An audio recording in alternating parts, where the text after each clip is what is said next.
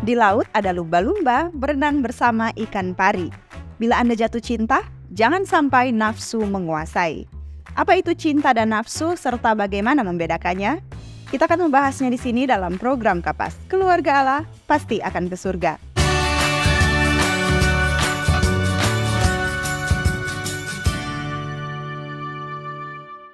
Ya, cinta dan nafsu adalah emosi umum manusia yang dirasakan setiap orang, entah itu perempuan ataupun laki-laki. Para ahli mengungkapkan bahwa kita mungkin mengalami emosi ini secara bertahap dalam sebuah hubungan. Nah, terlepas dari kemiripan yang ada, keduanya berbeda dan memiliki ciri-ciri yang unik. Namun kita sering bingung membedakan mana cinta dan mana nafsu. Jadi mari kita mulai dengan definisi dari cinta. Cinta mengacu pada keterikatan emosional tertentu yang mungkin seseorang miliki terhadap pasangan atau seseorang dalam hidupnya. Ini adalah perasaan yang kuat yang mungkin membuatnya merasa benar-benar terikat dengan individu lain yang mungkin dia impikan dalam hidupnya. Biasanya, emosi cinta muncul setelah perasaan tergila-gila pada seseorang. Nah, ketika Anda mencintai seseorang, perasaan itu akan tumbuh dan menjadi lebih kuat seiring berjalannya waktu. Perasaan ini dapat bertahan seumur hidup ketika Anda memelihara dan menumbuhkan ikatan Anda dengan pasangan Anda. Mari kita lihat ciri-cirinya.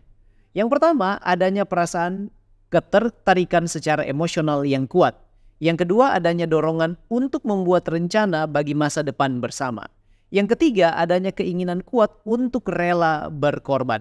Yang keempat, merasakan rasa aman dan nyaman saat ada bersama-sama. Yang kelima, keinginan yang kuat untuk membawa hubungan ke tingkat berikutnya atau ke tahap pernikahan. Dan yang keenam, adanya komitmen dan kesetiaan terhadap pasangan. Nah, bagaimana dengan nafsu? Nafsu dapat merujuk pada emosi umum yang mungkin didasarkan pada kepuasan atau ketertarikan seksual. Ketika sedang bernafsu, akan selalu ada ketertarikan secara seksual kepada orang lain. Beberapa ahli mungkin menggambarkannya sebagai perasaan yang dangkal dan tidak matang yang mungkin muncul secara alami. Beberapa komponen nafsu mungkin berupa gairah seksual, fantasi seksual, dan pemenuhan kebutuhan seksual. Nafsu juga dapat menghasilkan sensasi sementara yang terkadang tampak luar biasa dan intens yang mungkin menggoda Anda untuk bertindak tidak rasional. Ada kemungkinan bahwa ketika Anda merasakan nafsu pada seseorang, hal itu dapat mengambil alih hasrat dan hormon seksual Anda. Nah, apa saja ciri-ciri dari nafsu? Yang pertama, merasa terangsang secara seksual. Yang kedua, merasa tertarik pada tubuh atau penampilan fisik seseorang. Yang ketiga, memiliki keinginan untuk bertindak atas dorongan seksual. Yang keempat, sering berpikir untuk berhubungan seks dengan orang tersebut. Yang kelima, merasa tergoda untuk bertindak atas keinginan Anda sendiri. Kemudian yang keenam, memiliki keinginan untuk melakukan kontak fisik dengan seseorang. Selanjutnya yang ketujuh, memiliki fantasi berdasarkan hasrat seksual terhadap orang itu. Kemudian yang kedelapan, terlibat dalam segala jenis aktivitas seksual dengan orang tersebut. Ya, nah, apa saja yang membedakan keduanya? Yang pertama, dari sudut pandang perasaan. Perasaan mungkin merupakan ciri pembeda utama antara cinta dan nafsu. Cinta mungkin melibatkan perasaan kasih sayang dan kepedulian yang intens terhadap individu lain yang kita cintai. Perasaan tersebut menjadi begitu kuat sehingga individu yang mengalami cinta dapat dengan cepat membentuk keterikatan emosional yang aman dengan Anda. Sebaliknya, nafsu mungkin berupa hasrat dan perasaan menginginkan kontak seksual satu dengan yang lain. Yang berikut dari sudut pandang jangka waktu. Banyak yang percaya bahwa cinta biasanya membutuhkan waktu untuk berkembang, sebaliknya nafsu biasanya terjadi secara kilat. Cinta mungkin membutuhkan waktu dan usaha untuk terhubung secara mendalam dengan seseorang, tetapi nafsu dapat terjadi dalam waktu yang lebih singkat. Itulah mengapa banyak orang yang mungkin bingung membedakan antara cinta dan nafsu. Yang ketiga, dari sudut pandang waktu yang dihabiskan bersama. Ketika yang dirasakan adalah nafsu, Anda mungkin menghabiskan lebih banyak waktu untuk menikmati kehidupan seksual Anda daripada berkonsentrasi pada percakapan yang bersifat sangat emosional. Sebaliknya, jika Anda sedang jatuh cinta atau pada tahap awal jatuh cinta, Anda mungkin mencoba untuk lebih dekat dengan seseorang dengan melakukan percakapan yang mendalam dan belajar tentang kesukaan atau ketidaksukaan mereka. Anda juga dapat meluangkan waktu untuk mendiskusikan komitmen emosional Anda dengan orang yang Anda cintai.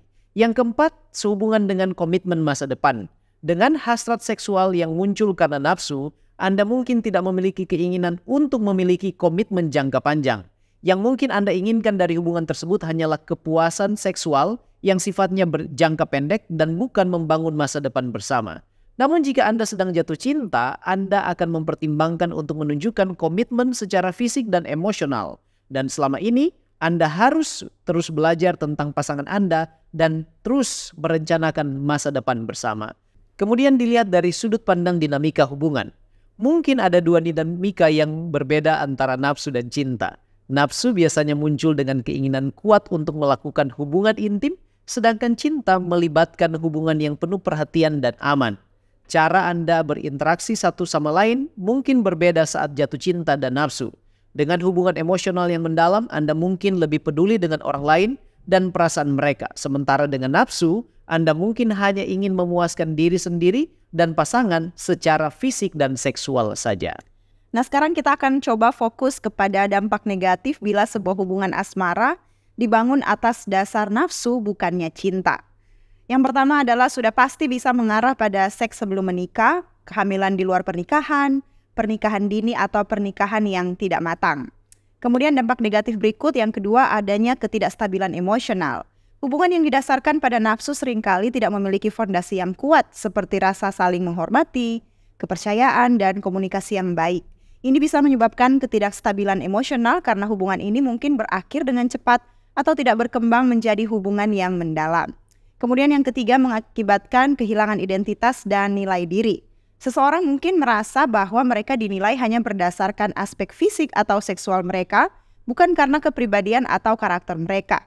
Ini dapat menyebabkan penurunan harga diri dan perasaan tidak berharga, lebih khusus lagi bagi para wanita atau gadis. Kemudian dampak negatif yang keempat adalah kekecewaan dan rasa sakit. Ketika hubungan yang didasarkan pada nafsu berakhir, individu seringkali merasa kecewa dan terluka karena mereka mungkin memiliki harapan yang tidak realistis tentang keberlanjutan hubungan tersebut. Yang kelima adanya masalah kepercayaan. Jika hubungan didasarkan pada nafsu birahi dan kemudian berakhir dengan cara yang buruk, ini bisa menyebabkan masalah kepercayaan dalam hubungan masa depan. Individu mungkin menjadi lebih sulit mempercayai pasangan baru dan merasa takut untuk membuka diri lagi. Selanjutnya yang keenam adanya risiko kesehatan fisik. Hubungan seksual yang tidak disertai dengan komitmen jangka panjang seringkali berisiko tinggi terhadap penyakit menular seksual atau PMS. Penting untuk selalu mempraktikkan seks yang aman dan bertanggung jawab, tentunya bukan premarital seks. Yang ketujuh, mengabaikan aspek lain dari kehidupan. Hubungan yang terlalu fokus pada aspek seksual mungkin mengabaikan aspek lain yang penting dalam hubungan seperti dukungan emosional, intelektual, dan spiritual. Ini bisa menyebabkan ketidakseimbangan dalam hidup dan hubungan yang tidak memuaskan. Selanjutnya ada ketidakharmonisan dalam hubungan jangka panjang. Hubungan yang dimulai dan didasarkan pada nafsu mungkin tidak memiliki dasar yang kuat untuk bertahan lama. Ketika nafsu mulai berkurang, pasangan mungkin menemukan bahwa mereka tidak memiliki banyak kesamaan atau tidak dapat berhubungan di tingkat yang lebih dalam. Seorang penulis Kristen dalam buku Adventist Home, bab yang ke-7 mengatakan bahwa cinta adalah pemberian yang berharga dari Yesus. Cinta yang murni dan kudus bukanlah sebuah perasaan semata-mata, tetapi sebuah prinsip.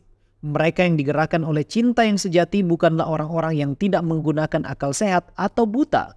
Cinta sejati adalah prinsip yang tinggi dan kudus, sama sekali berbeda karakternya dengan cinta yang dibangkitkan oleh dorongan dan hawa nafsu hati, dan yang tiba-tiba mati ketika diuji dengan berat. Cinta adalah tanaman yang tumbuh di surga dan harus dipupuk serta dipelihara. Hati yang penuh kasih sayang, kata-kata yang jujur dan penuh cinta akan membuat keluarga bahagia dan memberikan pengaruh yang tinggi kepada semua orang yang berada dalam lingkup pengaruhnya. Sementara cinta yang murni akan membawa Allah ke dalam semua rencananya dan akan selaras dengan roh Allah, nafsu akan menuntun orang menjadi keras kepala, gegabah, tidak masuk akal, dan menentang semua pengekangan, serta akan menjadikan objek pilihannya sebagai berhala.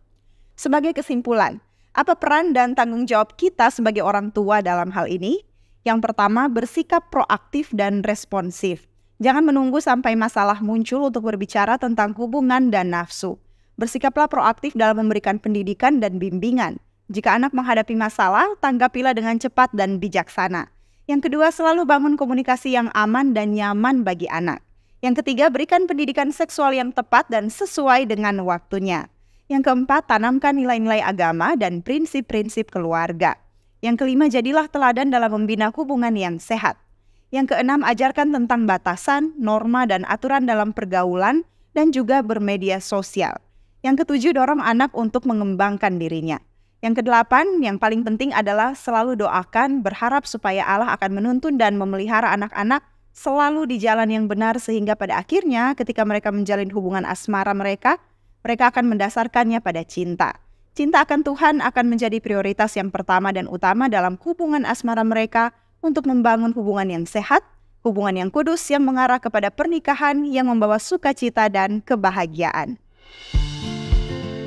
Demikianlah pembahasan kita kali ini. Bila sahabat Kapas merasa diberkati, jangan lupa untuk subscribe YouTube channel Cornelius Media. Tuhan memberkati kita sekalian dan salam Kapas.